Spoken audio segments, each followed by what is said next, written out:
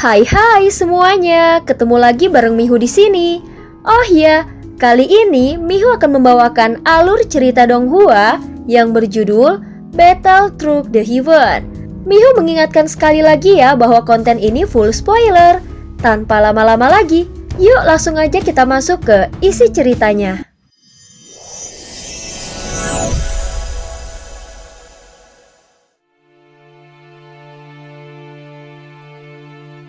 Melanjutkan dari kisah sebelumnya. Sebelumnya kelompok ras Jingzhu mencoba mencuri benih api dan Huya juga memanfaatkan situasi ini dengan menyerang Xiaoyan menggunakan kekuatan jiwanya. Tetapi Xiaoyan dapat dengan mudah melawannya menggunakan serangan jiwa ilusi sehingga 5 sosok ini langsung merasakan ketakutan. Setelah menelan benih api pemusnah dari raksasa roh api, Xiaoyan mengalihkan pandangannya dengan kecepatan yang luar biasa. Dia langsung memburu aura yang terdeteksinya dan itu merupakan seekor ular berbentuk asap yang menyelinap. Dibandingkan dengan raksasa roh api, makhluk ini jauh lebih gesit. Sehingga meskipun diburu oleh 7 atau 8 orang secara sekaligus, dia masih bisa bertahan hidup seperti anjing liar di padang luas. Namun kelincahan dan kecepatannya tidak berarti apa-apa ketika harus berhadapan dengan Xiaoyan yang memiliki guntur ekstrim. Jelas kecepatannya berada di atas makhluk itu. Bahkan ular asap ini bisa menciptakan bayangan ilusi untuk mengelabui kekuatan jiwa lawannya. Tetapi kau takkan bisa menipu jiwa ilusi milikku. Di balik kabut asap, Xiaoyan menemukan tubuh asli ular asap. Dengan wujud spiritualnya, dia menerobos masuk dan tanpa memberi kesempatan bagi 7 atau 8 sosok pengejar lainnya untuk bereaksi. Dia langsung menghancurkannya dengan kekuatan mutlaknya. Akhirnya Xiaoyan mendapatkan satu lagi benih api pemusnah. Kini di dalam tubuh Xiaoyan telah terkumpul 3 benih api pemusnah. Namun semuanya ditekan oleh 7 kekuatan asalnya. Sial, kami telah memburunya begitu lama. Siapa kau sebenarnya? Meski suara teriakan para pengejar mengguncang langit dan bumi, Xiaoyan telah menghilang dari medan pertempuran menuju sumber api ketiga.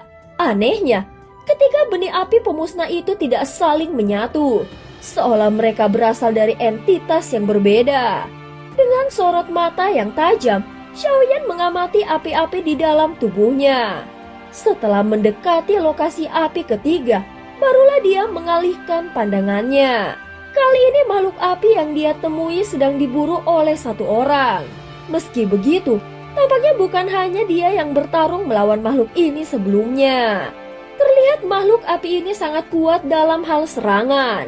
Itu adalah seekor makhluk tinju api pembakar hati dan merupakan binatang buas yang terkenal dengan pukulannya. Gerakannya sangat cepat dan menyemburkan serangan frontal mematikan. Kebanyakan orang telah menyerah mengejarnya karena kekuatannya yang mengerikan. Namun satu sosok ini masih memburunya. Dari aura kekuatan yang dilepaskannya, Xiaoyan langsung mengenalinya. Itu adalah Jingzhu dari ras pemburu api. Dibandingkan dengan 2 orang yang pernah dia temui sebelumnya, kekuatan Jingzhu ini lebih unggul. Meski dia tetap hanya seorang kultivator tingkat ketiga, namun di dalam tubuhnya berdenyut kekuatan hukum yang luar biasa. Sama seperti Xiaoyan, dia juga memiliki jantung api di dalam tubuhnya. Tetapi api itu bukan berasal dari dunia sensi. Itu adalah kekuatan sumber dari dunia lain. Xiaoyan pun bertanya di dalam hatinya, mungkinkah dia bisa membunuh Jingzhu ini dan merebut kekuatan sumbernya? Saat ini tatapan Xiaoyan mengeras. Kalau mereka datang ke dunia sensi hanya untuk merebut kekuatan sumber, maka mereka datang menyerahkan diri. Jadi kenapa dia tidak boleh mengambilnya? Ini bukan invasi dari Taisu, namun mereka tetap berasal dari dunia lain dan mencoba merebut kekuatan sumber dunia sensi. Jadi mengapa Xiaoyan tidak boleh membunuh mereka? Aura Jingzhu ini menyala biru ungu karena keberadaan jantung api di dalam tubuhnya. Itulah yang membuatnya layak bertarung melawan makhluk tinju api pembakar hati itu. Dalam pengejaran sengit, makhluk tinju api pembakar hati meraung marah. Jelas dia sudah kelelahan setelah berulang kali bertempur sehingga kekuatannya mulai melemah. Saat ini Jingzu langsung memunculkan niat membunuh. Api ungunya membentuk tombak panjang dan hendak menelan api milik makhluk tinju api pembakar hati. Makhluk itu berniat kabur dan memilih satu arah untuk melarikan diri. Tetapi dari arah itu datang sebuah pukulan yang jatuh seperti meteor. Seketika suara ledakan mengguncang langit. Saat ini tidak ada jalan keluar baginya. Walaupun kecepatannya luar biasa dan serangannya tajam, tetapi pertahanannya sangat lemah. Dalam sekejap pukulan itu menghancurkannya menjadi debu. Satu lagi benih api pemusnah muncul sehingga Jingzu tidak sempat berpikir panjang. Saat menyadari ada orang lain yang hendak merebutnya, dia segera melesat ke depan. Tetapi kecepatannya tidak sebanding dengan Xiaoyan. Dalam sekejap, Xiaoyan menelan api itu begitu saja. Ekspresi Jingzu berubah suram dan jelas dia sangat marah. Setelah dia berburu begitu lama dan hampir merebutnya, justru direbut oleh pihak lain di saat paling krusial. Saat ini amarahnya langsung membara. Dia segera mengangkat telapak tangannya. Api ungu miliknya membentuk tombak panjang lagi dan langsung menghantam ke arah Xiaoyan. Beraninya kau merampas milikku. Keluarkan sekarang juga. Jingzu yang biasanya pendiam kini tidak bisa menahan emosinya. Aku tidak tahu kalian dari dunia mana. Tetapi yang jelas kalian datang merebut sumber api dari berbagai dunia. Ini adalah sumber dari Sensi. Kalian tidak punya hak mengambilnya. Tatapan dan kata-kata Xiaoyan dingin serta mengandung niat membunuh. Menghadapi tombak api ungu Jingzu, Xiaoyan mengangkat tangannya juga.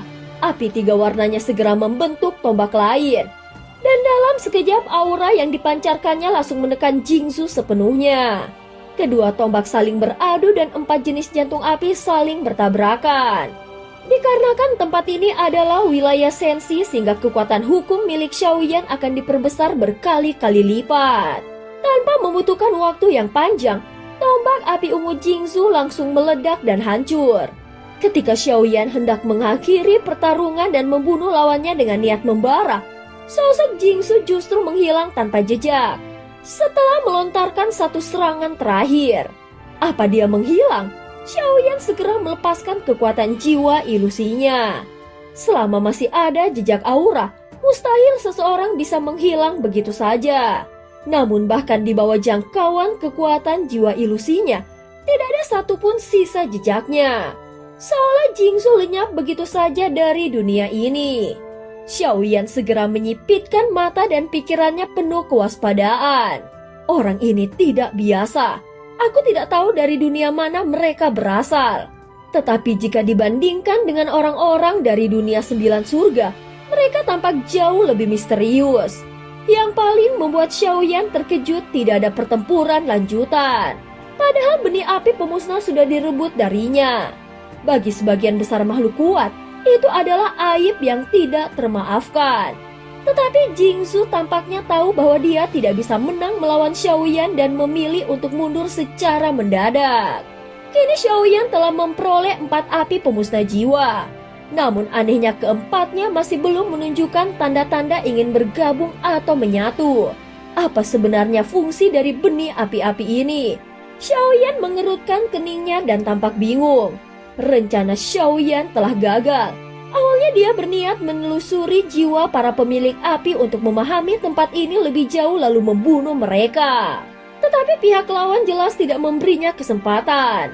Yang bisa dia lakukan sekarang hanyalah menyebarkan kembali kekuatan jiwa ilusinya. Lalu melanjutkan pencarian di padang tandus yang luas dan penuh bahaya ini. Di dalam penelusurannya, Xiaoyan akhirnya menemukan beberapa tempat berkumpulnya aura kuat. Dia pun mempercepat langkahnya lalu mendekat perlahan untuk menyelidiki. Di ujung padang gersang abadi ini terdapat sebuah retakan besar di langit dan terbentang seperti parit, di mana lautan api berkobar hebat di dalamnya. Semua sosok dengan aura kuat berkumpul di tepinya. Namun tidak ada yang berani mendekat lebih jauh. Tepat di sisi retakan itu, berdiri sebuah batu prasasti dan pada permukaannya terukir kata-kata besar. Kedalaman terbakar di laut api. Saat Xiaoyan semakin mendekat, tatapannya menyapu ke sekitar dan dia langsung melihat Jingzu yang benih api pemusnahnya telah dirampasnya juga berada di sini. Tetapi kali ini dia tidak sendirian. Ada lebih dari 10 orang dari klannya yang mengikutinya. Salah satu dari mereka mengangkat kepalanya dan tatapan matanya langsung tertuju pada Xiaoyan. Tetapi kemudian dia berpaling begitu saja seolah tidak melihat apapun. Tampaknya fungsi benih api pemusnah memang diperlukan di tempat ini. Xiaoyan berpikir di dalam hatinya. Aura kehancuran yang terpancar dari dalam retakan sangat mengerikan. Jika seseorang mencoba mendekat hanya dengan kekuatan tubuh fisik, mungkin bisa saja berhasil. Tetapi makhluk-makhluk ini tidak memiliki tubuh sekuat itu.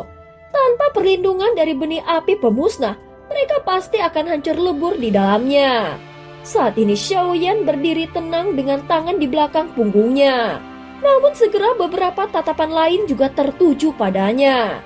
Tuan Teng, dia orangnya. Dia yang merebut benih api pemusnah milikku. Suara itu datang dari Wuya, lelaki yang pertama kali ditemui Xiaoyan saat merebut api dari raksasa roh api. Di samping Wuya, berdiri beberapa makhluk lain dengan aura unik dan kuat. Salah satunya seorang pria yang wajahnya mirip dengan Wuya dan berdiri tegak dengan tangan di belakang lalu menatap Xiaoyan dengan sorot mata seperti tombak yang tajam. Dari tatapannya, gelombang kekuatan jiwa langsung melesat tajam membentuk tekanan naga spiritual. Xiaoyan menyipitkan matanya lalu segera menyebarkan kekuatan jiwa ilusinya untuk bertahan.